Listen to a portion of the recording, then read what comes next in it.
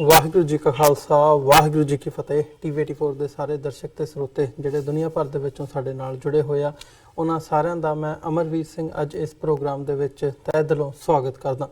Viewers, ਅਸੀਂ ਅੱਜ ਦੀ ਇੱਕ ਜਿਹੜੀ ਮੇਨ ਖਬਰ ਦਿੱਲੀ ਦੇ ਵਿੱਚੋਂ ਸਾਡੇ ਕੋਲ ਆਈ ਹੈ ਕਿ ਦਿੱਲੀ ਦੀ ਜਿਹੜੀ ਸੁਪਰੀਮ ਕੋਰਟ ਹੈ, ਭਾਰਤ ਦੀ ਸੁਪਰੀਮ ਕੋਰਟ ਵੱਲੋਂ 1984 ਦੇ ਸਿੱਖ ਕਤਲੇਆਮ ਦੇ ਇੱਕ ਮਾਮਲੇ ਦੇ ਵਿੱਚ 15 ਜਿਹੜੇ ਦੋਸ਼ੀ ਸੀ ਉਹਨਾਂ ਨੂੰ ਇਕਵਿਟ ਕਰ ਦਿੱਤਾ ਗਿਆ, ਉਹਨਾਂ ਨੂੰ ਬਾਇਜ਼ਤ ਬਰੀ ਕਰ ਦਿੱਤਾ ਗਿਆ। ਸੁਪਰੀਮ ਕੋਰਟ ਦਾ ਕਹਿਣਾ ਹੈ ਕਿ ਇਹਨਾਂ ਬੰਦਿਆਂ ਦੇ ਖਿਲਾਫ ਪੁਖਤਾ ਸਬੂਤ, ਕੋਈ ਠੋਸ ਸਬੂਤ ਨਹੀਂ ਸੀ, ਇਸ ਕਰਕੇ ਇਹਨਾਂ ਨੂੰ ਬੈਨੀਫਿਟ ਆਫ ਡਾਊਟ ਦਿੰਦਿਆਂ ਜਿਹੜਾ ਹੈ ਉਹ ਬਰੀ ਕੀਤਾ ਜਾਂਦਾ।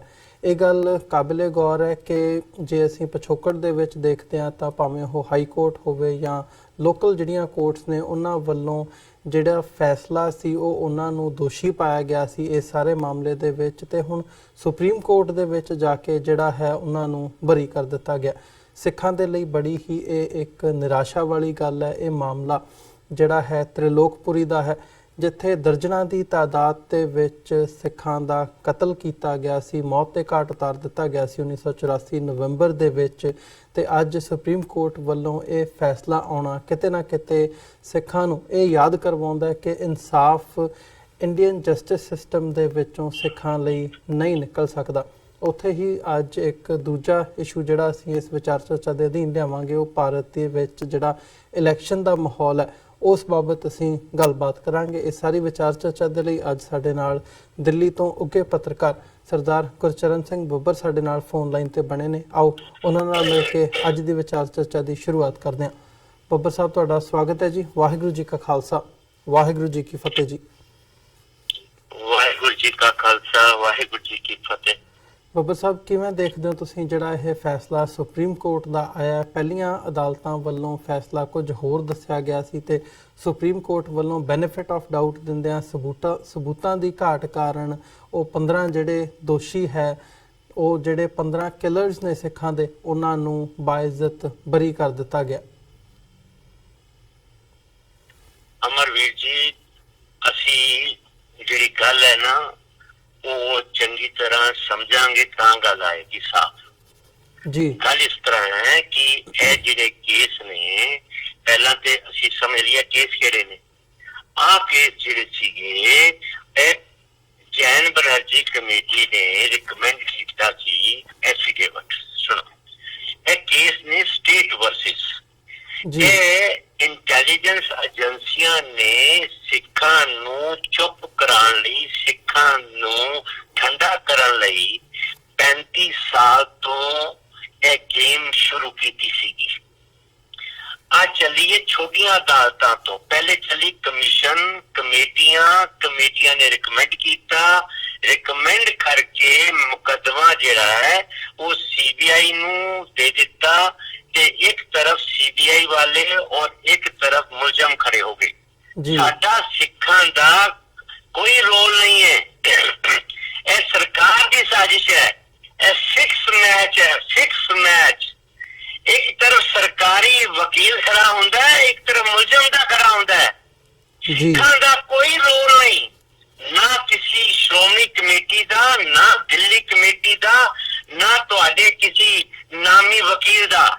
ਜਿਹੜੇ ਪਦਮ ਸ਼੍ਰੀ ਵਰਗੇ ਵਕੀਲ ਨੇ ਨਾ, ਜਿਨ੍ਹਾਂ ਨੂੰ ਸਰਕਾਰ ਨੇ ਨਵਾਜਿਆ, ਜਿਹੜੇ ਕਿਰਾਏ ਦੇ ਇੱਕ ਕਮਰੇ 'ਚ ਰਹਿੰਦੇ ਸੀਗੇ, ਅੱਜ 300 ਕਰੋੜ ਰੁਪਏ ਦੇ ਮਾਲਕ ਬਣ ਗਏ ਨੇ ਨਾ, ਇਹਨਾਂ ਦੀ ਬਹੁਤ ਵੱਡਾ ਰੋਲ ਹੈ। ਇਹ ਇਸ ਕਰਕੇ ਰੋਲ ਹੈ ਕਿਉਂਕਿ ਇਹ ਮਾਮਲੇ ਕੋਈ ਵੀ ਸਿੱਧੇ ਤੌਰ ਤੇ ਨਹੀਂ ਹੈ। ਇੱਥੇ ਇੱਕ ਤਰਫ ਸਰਕਾਰੀ ਵਕੀਲ ਖੜਾ ਹੁੰਦਾ ਹੈ, ਇੱਕ ਤਰਫ ਮੁਲਜ਼ਮ ਦਾ ਖੜਾ ਹੁੰਦਾ ਹੈ। ਪਹਿਲਾਂ ਚੱਲਿਆ ਕਮੇਟੀਆਂ ਦੇ ਵਿੱਚ, ਕਮੇਟੀਆਂ ਤੋਂ ਅੱਗੇ ਅਸੀਂ ਛੋਟੀ ਅਦਾਲਤ ਵਿੱਚ, ਛੋਟੀ ਅਦਾਲਤ ਤੋਂ ਪਟਿਆਲਾ ਕੋਰਟ ਪਹੁੰਚ ਗਏ। ਪਟਿਆਲਾ ਕੋਰਟ ਤੋਂ ਅਸੀਂ ਡਿਸਟ੍ਰਿਕਟ ਕੋਰਟ, ਡਿਸਟ੍ਰਿਕਟ ਜੱਜ ਦੇ ਸਾਹਮਣੇ ਆ ਗਏ। ਡਿਸਟ੍ਰਿਕਟ ਜੱਜ ਤੋਂ ਬਾਅਦ ਫਿਰ ਅਸੀਂ ਆ ਗਏ ਹਾਈ ਕੋਰਟ, ਸਿੰਗਲ ਬੈਂਚ, ਫਿਰ ਡਬਲ ਬੈਂਚ, ਫਿਰ ਚੀਫ ਬੈਂਚ। ਆ ਕੌਣ ਲੜੇ ਆ ਮੁਕੱਦਮੇ? ਸਰਕਾਰ। ਫਿਕਸ ਮੈਚ ਹੈ। ਇੱਕ ਤਰਫ ਸਰਕਾਰੀ ਵਕੀਲ ਹੈ, ਸਰਕਾਰ ਨੇ ਕਤਲੇਆਮ ਕਰਵਾਇਆ, ਸਰਕਾਰ ਨੇ ਆਰਗੇਨਾਈਜ਼ ਕੀਤਾ, ਪੁਲਿਸ ਨੇ ਕਤਲ ਪੂਰਾ ਆਪਣੀ ਦੇਖ ਰੇਖ ਵਿੱਚ ਕਰਵਾਇਆ, ਹਜ਼ਾਰਾਂ ਸਿੱਖ ਮਾਰੇ ਗਏ, ਪਰ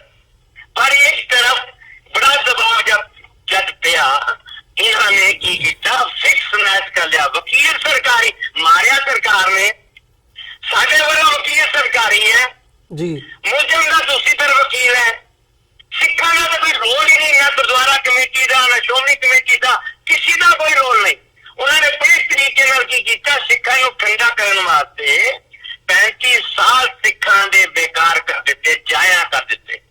ਔਰ ਸਿੱਖ ਕੀ ਕਰਦੇ ਰਹੇ, ਜਦ ਕੋਈ ਫੈਸਲਾ ਛੋਟੀ ਅਦਾਲਤ ਨੇ ਦੇ ਦਿੱਤਾ ਕਿ ਅਸੀਂ ਜੀ ਇਹ 40 ਬੰਦਿਆਂ ਨੂੰ ਮੁਲਜ਼ਮ ਠਹਿਰਾ ਦਿੱਤਾ ਹੈ, ਜਿਹੜੇ ਮੁਲਜ਼ਮ ਸੀਗੇ ਉਹ ਅਪੀਲ ਹੀ ਚਲੇ ਗਏ। ਜੀ, ਕੋਈ ਹਾਈ ਕੋਰਟ ਅਪੀਲ ਚ ਆ ਗਿਆ, ਕੋਈ ਸੁਪਰੀਮ ਕੋਰਟ ਵੀ ਅਪੀਲ ਚ ਆ ਗਿਆ। ਹੁਣ ਹਿੰਦੁਸਤਾਨ ਦੀ ਸਭ ਤੋਂ ਵੱਡੀ ਅਦਾਲਤ ਦੇ ਵਿੱਚ ਉਹ ਪਹੁੰਚੇ ਨੇ ਅਪੀਲ ਵਿੱਚ। ਹਿੰਦੁਸਤਾਨ ਦੀ ਸਭ ਤੋਂ ਵੱਡੀ ਅਦਾਲਤ ਨੇ ਸਰਕਾਰੀ ਵਕੀਲਾਂ ਨੂੰ ਕਹਿ ਦਿੱਤਾ ਬਈ ਤੁਹਾਡੇ ਕੋਲ ਸਬੂਤ ਕੋਈ ਨਹੀਂ ਜੀ, ਤੁਹਾਡੇ ਕੋਲ ਕੋਈ ਸਬੂਤ ਨਹੀਂ, ਅਸੀਂ ਇਹਨਾਂ ਨੂੰ ਬਾਇਜ਼ਤ ਬਰੀ ਕਰਦੇ ਹਾਂ। ਇਹ ਮੈਂ ਤਾਂ ਫਿਕਸ ਸੀ, ਕਤਲੇਆਮ ਸਰਕਾਰ ਨੇ ਕਰਾਇਆ, ਕੋਰਟ ਦੇ ਵੀ ਸਰਕਾਰੀ ਵਕੀਲ ਹੈ ਔਰ ਦੂਸਰੀ ਤਰ੍ਹਾਂ ਮੁਲਜ਼ਮ ਦਾ ਵਕੀਲ ਹੈ। ਸਿੱਖਾਂ ਦਾ ਰੋਲ ਹੀ ਕੋਈ ਨਹੀਂ ਹੈਗਾ। ਉਹ ਤੇ ਸਿਰਫ ਇੱਕ ਵਿਕਟਮ ਹੈ, ਕੋਈ 2 ਵਿਕਟਮ ਨੇ, ਉਹਨਾਂ ਨੇ ਸ਼ਪਥ ਪੱਤਰ ਦਿੱਤਾ, ਐਫੀਡੇਵਿਟ ਫਾਈਲ ਕੀਤਾ ਸੀ ਕਮਿਸ਼ਨ ਅੱਗੇ।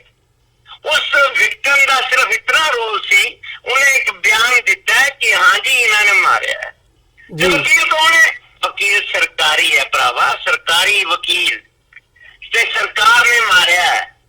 ਇਹ ਜਿਹੜੇ ਅਕਾਲੀ ਤੁਹਾਨੂੰ ਦਿੰਦੇ ਨੇ ਕਮੈਂਟਸ ਔਰ ਆਪਣੇ ਸਟੇਟਮੈਂਟ ਜਾਰੀ ਕਰਦੇ ਨੇ, ਇਹ ਬੇਵਕੂਫ ਬਣਾ ਰਹੇ ਨੇ। ਇਹਨਾਂ ਦਾ ਮਾਮਲੇ ਕੋਈ ਮਤਲਬ ਨਹੀਂ। ਇਹ ਹੁਣ ਕਹਿ ਰਹੇ ਜੀ ਅਸੀਂ ਰਿਵਿਊ ਚ ਜਾ ਰਹੇ ਹਾਂ, ਅਸੀਂ ਦੇਖਾਂਗੇ ਸਾਡੇ ਕੋਲ ਗਲਤੀ ਕਿੱਥੇ ਹੋ ਗਈ। ਕੋਈ ਗਲਤੀ ਨਹੀਂ, ਤੁਹਾਡੇ ਤਾਂ ਰੋਲ ਹੀ ਨਹੀਂ, ਤੁਸੀਂ ਕਿਤੇ ਗਏ ਹੀ ਨਹੀਂ ਜੀ, ਤੁਸੀਂ ਕੋਈ ਮੁਕੱਦਮਾ ਹੀ ਨਹੀਂ ਫਾਈਲ ਕੀਤਾ, ਤੁਸੀਂ ਸਰਕਾਰ ਦੇ ਖਿਲਾਫ ਆਏ। ਹਾਂ, ਇਹ ਇੱਕੋ ਰੋਲਾ ਪਾਉਂਦੇ ਹੈ, ਸੋਨੀਆ ਦੇ ਘਰ ਚਲੇ ਜਾਂਦੇ ਆ ਪਰ सोनिया गांधी हाय हाय सज्जन कुमार को टिकट ना देना, सज्जन कुमार को टिकट ना देना। देखो कितनी बेवकूफी है गुरुद्वारा कमेटी दी और अकाली दल दे लीडर दी। उस पार्टी दे लीडर दे घर जाके कहने ने तुसी सज्जन कुमार को टिकट ना देना, बाकी तुसी सारे क्लीन हो। एक सज्जन कुमार तुहाडा दोषी दे, इनको टिकट ना दो। सज्जन कुमार हाय हाय इसको टिकट ना देना। जो ही मुजाहरे करते रहे जाके की दसना चाहते हैं देश और कांग्रेस पार्टी कि सारी कांग्रेस पार्टी क्लीन है, उन्होंने कुछ नहीं किया, उन्होंने कोई कसूर नहीं, पर सज्जन कुमार माता जी टिकट ना देना। यार है कैसा पॉलिटिक्स है, कैसा पॉलिटिक्स है, समझ तो परे है। इन्हों का गुरुद्वारा कमेटी का, अकाली दल का, बादलों का किसी का कोई रोल नहीं। इस सरकार ने कतलेआम कराया कि छोटी अदालत तो लैके सुप्रीम कोर्ट तक जेडे गए ने और सरकारी वकील गए ने, ते साडा कोई रोल नहीं। एक फिक्स मैच है, सिक्खां नूं ना इंसाफ मिलिया ना मिलेगा, किसी भी हकीमत नहीं मिलेगा। और यह पूरी साजिश है इंटेलिजेंस एजेंसियां दी, है सच्चाई। जी ਜੀ ਬਿਲਕੁਲ ਬੱਬਰ ਸਾਹਿਬ, ਜਿਵੇਂ ਤੁਸੀਂ ਗੱਲ ਕੀਤੀ ਹੈ ਕਿ ਤੁਸੀਂ ਤਾਂ ਸਾਰਾ ਜਿਹੜਾ ਹੈ ਪਾਰਟੀ ਉਹ ਖੁੱਲੇ ਦੇ ਵਿੱਚ ਲਿਆ ਕੇ ਰੱਖ ਦਿੱਤਾ ਕਿ ਇਹ ਕਿਵੇਂ ਜਿਹੜੀ ਸਾਰੀ ਖੇਡ ਹੈ ਉਹ ਖੇਡੀ ਜਾ ਰਹੀ ਹੈ। ਸੋ ਇਸ ਨੂੰ ਜੇ ਸਾਡੇ ਦਰਸ਼ਕ ਜਿਹੜੇ ਸਾਡੇ ਨਾਲ ਜੁੜੇ ਹੋਏ ਆ ਉਹ ਇਸ ਗੱਲ ਨੂੰ ਸਮਝਦੇ ਆ ਤਾਂ ਮੇਰੇ ਖਿਆਲ ਅੰਦਾਜ਼ਾ ਲਾਉਣਾ ਕੋਈ ਔਖੀ ਗੱਲ ਨਹੀਂ ਕਿ ਜਿਹੜੇ ਅਦਾਲਤ ਦੇ ਵਿੱਚ ਜਾ ਕੇ ਥੱਲੇ ਉੱਪਰ ਤੱਕ ਜਾ ਕੇ ਸੁਪਰੀਮ ਕੋਰਟ ਦੇ ਵੱਲੋਂ ਜਿਹੜਾ ਅਜਿਹਾ ਫੈਸਲਾ ਆਉਣਾ ਉਹ ਕਿਸ ਬਿਨਾਂ ਦੇ ਉੱਤੇ ਹੈ ਤੇ ਉਹਦੀ ਬੈਕਗਰਾਉਂਡ ਕੀ ਹੈ। ਸੋ ਗੱਲ ਇਲੈਕਸ਼ਨਸ ਦੀ ਕਰੀਏ ਬੱਬਰ ਸਾਹਿਬ, ਜਿਹੜਾ ਇਸ ਵਕਤ ਮਾਹੌਲ ਬਣਿਆ ਹੋਇਆ ਕਿਵੇਂ ਦਾ ਦੇਖਦੇ ਹੋ ਕਿ ਇਹਨਾਂ ਇਲੈਕਸ਼ਨਸ ਦੇ ਵਿੱਚ ਕਈ ਜਿਹੜੇ ਫੇਜ਼ਸ ਹੈਗੇ ਆ ਉਹਨਾਂ ਦੀਆਂ ਇਲੈਕਸ਼ਨਸ ਪੂਰੀਆਂ ਹੋ ਚੁੱਕੀਆਂ ਨੇ, ਜਿਹੜੇ ਰਹਿੰਦੇ ਆ ਉਹਨਾਂ ਦੀਆਂ ਆਉਣ ਵਾਲੇ ਸਮੇਂ ਦੇ ਵਿੱਚ ਹੋ ਜਾਣੀਆਂ ਨੇ। ਕੀ ਮਾਹੌਲ ਦੇਖਦੇ ਹੋ ਕਿ ਭਾਰਤ ਦੇ ਵਿੱਚ ਨਰਿੰਦਰ ਮੋਦੀ ਦੀ ਜਿਹੜੀ ਸਰਕਾਰ ਹੈ ਕੀ ਉਹ ਵਾਪਸ ਆ ਸਕਦੀ ਹੈ? ਦੇਖੋ ਬੜੀ ਸਾਫ਼ ਤੇ ਸਪਸ਼ਟ ਗੱਲ ਹੈ ਕਿ ਪੂਰਾ ਜਿਹੜਾ ਇਲੈਕਟ੍ਰੋਨਿਕ ਮੀਡੀਆ ਹਿੰਦੁਸਤਾਨ ਦਾ ਸਾਰਾ ਤੁਸੀਂ ਚੈਨਲ ਖੋਲੋ, ਜਿਹੜਾ ਚੈਨਲ ਤੁਸੀਂ ਖੋਲੋਗੇ ਖੋਲਦੇ ਨਾਲ ਹੀ ਤੁਹਾਨੂੰ ਇੱਕੋ ਹੀ ਬੰਦਾ ਦਿਖੇਗਾ, ਮੋਦੀ। ਪੂਰਾ ਇਲੈਕਟ੍ਰੋਨਿਕ ਮੀਡੀਆ ਇਹਨਾਂ ਨੇ ਖਰੀਦ ਲਿਆ ਜੀ। ਦੂਸਰਾ ਪੂਰਾ ਪ੍ਰਿੰਟ ਮੀਡੀਆ ਇਹਨਾਂ ਦੀ ਮੁੱਠੀ 'ਚ ਹੈ, ਫੋਟੋਆਂ ਖਬਰਾਂ ਸਾਰੀਆਂ ਇਹਨਾਂ ਦੀਆਂ। ਠੀਕ ਹੈ ਜੀ। ਹੁਣ ਇੱਕ ਮਾਹੌਲ ਜਿਹੜਾ ਹੈ ਪੂਰੇ ਮੁਲਕ ਦੇ ਵਿੱਚ ਮੋਦੀ ਨੇ ਐਸਾ ਬਣਾ ਦਿੱਤਾ ਹੈ ਔਰ बीजेपी और आरएसएस ने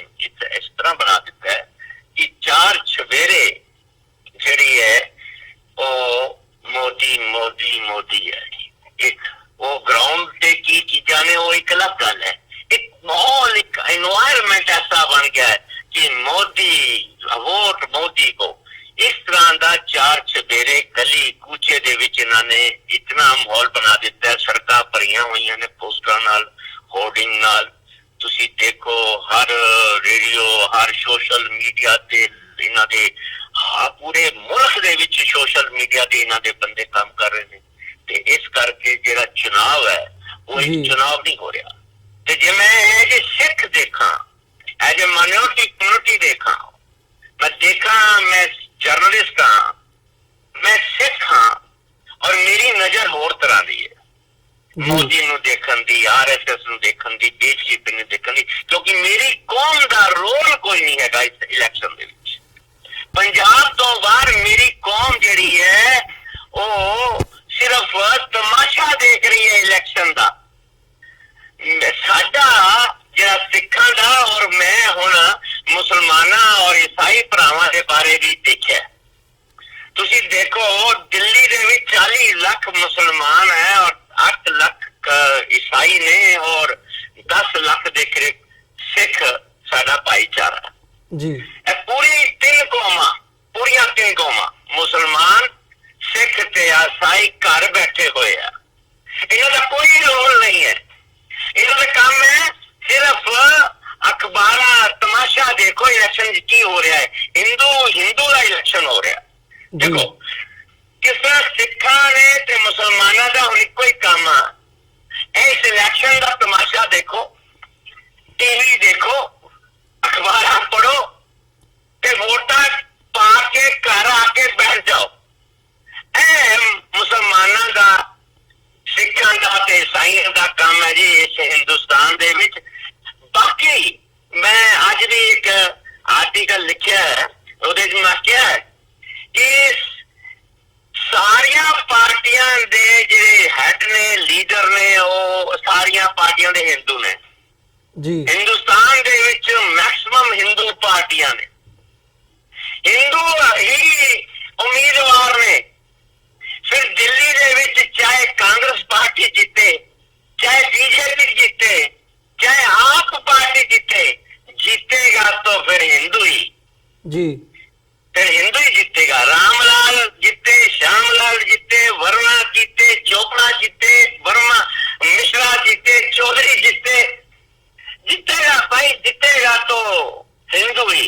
क्योंकि ना सिख इलेक्शन लड़ रहा, ना दिल्ली ਦੇ पंजाब तो बाहर ही मैं गल कर रहा जी। पंजाब तो बाहर सिख लड़ रहा दिल्ली में।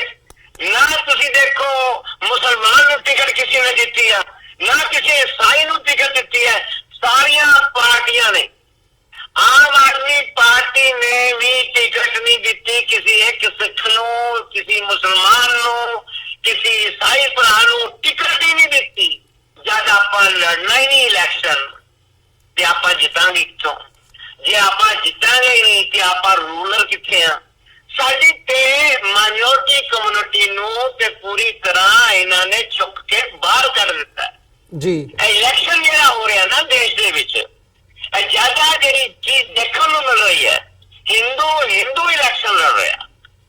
ਚਾਹੇ ਆਮ ਆਦਮੀ ਪਾਰਟੀ ਦੇ ਵਿੱਚ ਉਹ ਵੀ ਹਿੰਦੂ ਆ, ਔਰ ਕਾਂਗਰਸ ਦੇ ਵਿੱਚ ਉਹ ਵੀ ਹਿੰਦੂ ਆ, ਟਿਕਟ ਦੇਣ ਵਾਲੇ ਵੀ ਹਿੰਦੂ, ਇਲੈਕਸ਼ਨ ਲੜਨ ਵਾਲਾ ਵੀ ਹਿੰਦੂ, ਤੇ ਪਾਰਟੀਆਂ ਸਾਰੀਆਂ ਹਿੰਦੂਆਂ ਦੀਆਂ, ਟੈਲੀਵਿਜ਼ਨ ਦੇ ਮਾਲਕ ਸਾਰੇ ਹਿੰਦੂ, ਪ੍ਰਿੰਟ ਮੀਡੀਆ ਦੇ ਸਾਰੇ ਮਾਲਕ ਹਿੰਦੂ ਜੀ। ਕਿਸੇ ਚੈਨਲ ਤੇ ਕਿਸੇ ਸਰਦਾਰ ਨੂੰ, ਮੁਸਲਮਾਨ ਨੂੰ, ਕ੍ਰਿਸਚਨ ਨੂੰ ਬੁਲਾ ਕੇ ਉਹਦੇ ਵਿਚਾਰ ਵੀ ਨਹੀਂ ਕੋਈ ਸੁਣਦਾ। ਨਾ ਕੋਈ ਐਂਕਰ ਸਿੱਖ, ਨਾ ਕੋਈ ਡਿਬੇਟ ਦੇ ਵਿੱਚ ਸਿੱਖ, ਨਾ ਕਿਸੇ ਸਟੇਜ ਦੇ ਉੱਤੇ ਕੋਈ ਸਿੱਖ ਜਾਂ ਮੁਸਲਮਾਨ ਜਾਂ ਈਸਾਈ। ਜੇ ਕੋਈ ਇੱਕ ਆ ਵੀ ਖੜਾ ਵੀ ਹੋ ਗਿਆ, ਉਹ ਟਾਵਾ ਉਹਦਾ ਵਜੂਦ ਹੀ ਨਹੀਂ ਹੈ। ਜੇ ਤੁਸੀਂ ਦੇਖ ਲਓ ਹਿੰਦੁਸਤਾਨ ਦੇ ਸਾਰੇ ਰੋਡ ਸ਼ੋਅ, ਇਹਨਾਂ ਸਾਰੇ ਰੋਡ ਸ਼ੋਅ ਦੇ ਵਿੱਚ ਜਿੰਨੇ ਵੀ ਰੋਡ ਸ਼ੋਅ ਕੋਈ ਵੀ ਪੋਲੀਟੀਕਲ ਪਾਰਟੀ ਦਾ ਲੀਡਰ ਕਰ ਰਿਹਾ ਜੀ, ਉਹਨਾਂ ਦੇ ਰੋਡ ਸ਼ੋਅ ਨਾ ਤੁਹਾਨੂੰ ਕੋਈ ਸਿੱਖ ਦਿਖੇਗਾ, ਨਾ ਤੁਹਾਨੂੰ ਕੋਈ ਮੁਸਲਮਾਨ ਦਿਖੇ, ਨਾ ਤੁਹਾਨੂੰ ਕੋਈ ਈਸਾਈ ਦਿਖੇਗਾ। ਇਸ ਕਰਕੇ ਇਹ ਇਲੈਕਸ਼ਨ ਹਿੰਦੂਆਂ ਦਾ ਹਿੰਦੁਸਤਾਨ ਦੇ ਵਿੱਚ ਹੋ ਰਿਹਾ ਹੈ। ਔਰ ਲਹਿਰ ਮੋਦੀ ਦੀ ਚੱਲ ਰਹੀ ਹੈ, ਕਿਉਂਕਿ ਸਾਰੀ ਲਹਿਰ ਜਿਸ ਤਰ੍ਹਾਂ ਦੀ ਦਿਖ ਰਹੀ ਹੈ ਉਹ ਤੇ ਮੋਦੀ ਹੋ ਰਿਹਾ ਹੈ। ਕਿਉਂਕਿ ਚੈਨਲਾਂ ਦੇ ਉੱਤੇ ਮਾਹੌਲ ਹੈ, ਪ੍ਰਿੰਟ ਮੀਡੀਆ 'ਚ ਮਾਹੌਲ ਹੈ, ਗਲੀ ਕੂਚੇ 'ਚ ਮਾਹੌਲ ਹੈ, ਔਰ ਪੈਸਾ ਬੇਸ਼ੁਮਾਰ ਹੈ। ਔਰ ਇੱਕ ਹੋਰ ਨਵਾਂ ਪੋਲਿਟਿਕਸ ਮੋਦੀ ਨੇ ਸ਼ੁਰੂ ਕੀਤਾ ਹੈ, ਉਹ ਪਾਰਟੀਆਂ ਨੂੰ ਤੋੜਨ ਦਾ। ਪਰਸੋਂ ਉਸਨੇ ਮਮਤਾ ਬੈਨਰਜੀ ਨੂੰ ਕਿਹਾ, ਦੇਖ ਬੀਬੀ ਤੇਰੇ 40 MLA ਮੇਰੇ ਨਾਲ ਜੁੜੇ ਹੋਏ ਨੇ ਜੀ, ਮੈਂ 23 ਤਰੀਕ ਨੂੰ ਤੇਰੀ ਸਰਕਾਰ ਤੋੜ ਦਵਾਂਗਾ। ਭਾਈ ਨੋਟਾਂ ਨਾਲ ਬੰਦੇ ਖਰੀਦੇ ਜਾ ਰਹੇ ਨੇ, ਬੰਦੇ ਵਿਕ ਰਹੇ ਨੇ। राम लाल को पूछा जाता, राम लाल कितने पैसे मांगते हो हमारी तरफ आने के? राम लाल अभी सोच ही रहा होता है, कहता 50 बहुत है, कहता 50 करोड़, कहता जी बहुत है, ये तो मेरे लिए सब कुछ है, कहाँ हूं ते भरावा जिथे विकन नू बंदे सामने खड़े ने, खरीदन नू मोदी खड़ा है जी। ते तुसी देखो एक प्रधानमंत्री कितना बड़ा क्राइम कर रहा है, पब्लिकली भाषण दे रहा है, हजारों बंदियों दे विच, सारे मीडिया दे विच, और कह रहा है कि मेरे को तेरे बंदे ने मैं तोड़ दूंगा, तेरी सरकार पर तू सड़क पे आ जाएगी। इतना बड़ा क्राइम है हिंदुस्तान दे विच इलेक्शन दा। ते भरावा असीं सिख जिहड़े हैगे आ, जिन्नियां मर्जी पंजाब बह के गल, पंजाब तो बाहर 2 करोड़ सिख बेचारे ने, बेचारे मुसलमान और ईसाई बेचारे ने। पर मुसलमाना दे ते बड़े मुल्क ने, मुसलमान भरावां दे, उन्हां दी ते सपोर्ट पूरी दुनिया विच बहुत है। ईसाई पूरी दुनिया जरूर करदे ने, असल विच बेचारे असीं हां। अगों पता नहीं की होए, पर आपां जिहड़ा बहुत सवेरे शाम ਆਪਾਂ ਅਰਦਾਸਾਂ ਵੀ ਕਰਦੇ ਹਾਂ, ਰਾਜ ਕਰੇਗਾ ਖਾਲਸਾ, ਸਤਿਗੁਰੂ ਜਰੂਰ ਕਿਰਪਾ ਕਰਨਗੇ, ਰਾਜ ਜਰੂਰ ਸਿੱਖ ਨੇ ਕਰਨਾ ਤੇ ਰਾਜ ਤੇ ਸਿੱਖ ਰਾਜ ਦੇ ਬਿਨਾਂ ਤੇ ਰਹੇਗਾ ਨਹੀਂ, ਰਾਜ ਤੇ ਸਿੱਖਾਂ ਨੇ ਲੈ ਹੀ ਲੈਣਾ। ਜੇ ਸਿੱਖਾਂ ਨੇ 100 ਸਾਲ ਬਾਅਦ ਆਪਣੀ ਹੋਂਦ ਦੇ 100 ਸਾਲ ਬਾਅਦ ਰਾਜ ਕਰ ਲਿਆ, ਇਹ ਕੋਈ ਵੱਡੀ ਗੱਲ ਨਹੀਂ। ਪਰ ਅੱਜ ਦੇ ਹਾਲਾਤ ਦੇ ਵਿੱਚ ਸਿੱਖ ਬੜਾ ਉਦਾਸ ਹੈ, ਸਿੱਖ ਬੜਾ ਚੁੱਪ ਹੈ। सिख सिर्फ बिट बिट देख रहा है, लोगों के पोस्टर पढ़ रहा है, होर्डिंग देख रहा है, टीवी देख रहा है। सिख का कोई रोल नहीं, उन्हें समझ नहीं आ रही, उन्हें इतना लग रहा है मैं वोटा पानी। पर असि अपील कर रहे हैं, मैं अपील कर रहे हैं, और असि अखबार के विच अपील कर रहे हैं, असि बड़ा लिख रहे हैं, रोजाना जम के लिख रहे हैं। सरकारी एजेंसियां बड़ा हरकम है, और कई सरकारी एजेंसियां के वड्डे अफसर मैनू मिलन भी आ चुके हैं। असि सिखां नूं, मुसलमानां नूं, ईसाइयां नूं कह रहे हैं, ਤੁਹਾਡਾ ਜੇ ਰੋਲ ਹੀ ਨਹੀਂ, ਤੁਸੀਂ ਵੋਟ ਨਹੀਂ ਪਾਣਾ। ਤੁਸੀਂ ਆਪਣੀ ਤਾਕਤ ਦਿਖਾ ਦਿਓ, ਆਪਣੀ ਹਿੰਮਤ ਦਿਖਾ ਦਿਓ। ਤੁਸੀਂ ਦੱਸ ਦਿਓ ਜੇ ਤੁਸੀਂ ਸਾਨੂੰ ਉਮੀਦਵਾਰ ਨਹੀਂ ਬਣਾਇਆ, ਸਾਨੂੰ ਟਿਕਟਾਂ ਨਹੀਂ ਦਿੱਤੀਆਂ, ਅਸੀਂ ਤੁਹਾਨੂੰ ਵੋਟ ਕਿਉਂ ਪਾਈਏ? ਅਸੀਂ ਘਰੋਂ ਨਿਕਲ ਕੇ ਲਾਈਨਾਂ 'ਚ ਕਿਉਂ ਖੜੇ ਹੋਈਏ, ਧੁੱਪਾਂ 'ਚ ਕਿਉਂ ਜਾਈਏ? ਅਸੀਂ ਤੁਹਾਨੂੰ ਵੋਟ ਦੇਣ ਕਿਉਂ ਜਾਈਏ? ਅਸੀਂ ਤੁਹਾਨੂੰ ਵੋਟ ਨਹੀਂ ਦੇਣਾ। ਤੁਸੀਂ ਸਾਨੂੰ ਟਿਕਟ ਨਹੀਂ ਦਿੱਤੀ, ਅਸੀਂ ਤੁਹਾਨੂੰ ਵੋਟ ਨਹੀਂ ਦੇਣਾ। ਤੁਸੀਂ ਸਾਨੂੰ ਸਮਝਿਆ ਕੁਛ ਨਹੀਂ, साड़ी हिस्सेदारी मुका दी, साड़ी देश के विच कोई भागीदारी भी तुसी नहीं रखी, ते असीं तुहानूं वोटां क्यों पाईए? साडे कोल हथियार है, वोट वैपन है, वोट। मैं तो तुहाडे मंच ते पिछली बार नहीं किया, हुण फिर कहना, विदेशां विच रहण वाले जिहड़े सिख ने, उन्हां नूं चाहीदा ਉਹ ਪੰਜਾਬ ਤੋਂ ਬਾਹਰ ਰਹਿਣ ਵਾਲੇ ਆਪਣੇ ਰਿਸ਼ਤੇਦਾਰਾਂ ਨੂੰ, ਦੋਸਤਾਂ ਨੂੰ, ਮਿੱਤਰਾਂ ਨੂੰ ਇਹ ਦੇਖਣ ਕਿ ਤੁਹਾਨੂੰ ਟਿਕਟ ਨਾ ਦੇਣਾ, ਇਹ ਪੂਰੀ ਸਿੱਖ ਕੌਮ ਦੀ ਇਨਸਲਟ ਕੀਤੀ ਹੈ ਇਹਨਾਂ ਨੇ ਜੀ। ਇਹਨਾਂ ਨੇ ਇਨਸਲਟ ਕੀਤੀ ਹੈ, ਸਾਰੀਆਂ ਪਾਰਟੀਆਂ ਦੇ ਹਿੰਦੂ ਲੀਡਰਾਂ ਨੇ ਤੁਹਾਡੀ ਇਨਸਲਟ ਕੀਤੀ ਹੈ। ਪਰ ਇਸ ਇਨਸਲਟ ਦਾ ਅਗਰ ਤੁਸੀਂ ਹੈਲੋ ਬੱਬਰ ਸਾਹਿਬ, ਵਿਊਅਰਸ, ਮੈਨੂੰ ਲੱਗਦਾ ਸਾਡੀ ਜਿਹੜੀ ਲਾਈਨ ਸੀ ਉਹ ਸਰਦਾਰ ਗੁਰਚਰਨ ਸਿੰਘ ਬੱਬਰ ਹੋਰਾਂ ਦੇ ਨਾਲ ਉਹ ਕੱਟ ਹੋ ਗਈ ਹੈ। ਤੇ ਅੱਜ ਦੀ ਜਿਹੜੀ ਗੱਲਬਾਤ ਹੈ, ਹੁਣ ਸ਼ੋਅ ਦੇ ਵਿੱਚ ਸਮਾਂ ਵੀ ਨਹੀਂ ਜ਼ਿਆਦਾ ਬਚਿਆ, ਸੋ ਅੱਜ ਦੀ ਜਿਹੜੀ ਗੱਲਬਾਤ ਇੱਥੇ ਹੀ ਅਸੀਂ ਸੰਕੋਚਾਂਗੇ।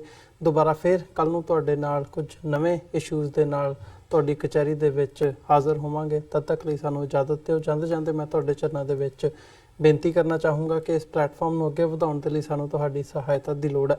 TV84 ਨੂੰ ਡੋਨੇਟ ਕਰਨ ਦੇ ਲਈ ਤੁਸੀਂ ਸਾਡੀ ਵੈਬਸਾਈਟ www.tv84.tv ਤੇ ਜਾ ਕੇ ਸਾਨੂੰ ਡੋਨੇਟ ਕਰ ਸਕਦੇ ਹੋ ਤੇ ਮੰਥਲੀ ਡੋਨੇਸ਼ਨਸ ਦੇ ਲਈ ਪਲੇਜ ਕਰ ਸਕਦੇ ਹੋ।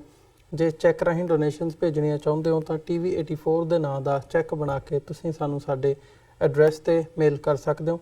3601 37th Avenue, Long Island City, New York 11101। Website ਇੱਕ ਵਾਰ ਫੇਰ ਦੱਸਦੇ ਹਾਂ www.tv84.tv।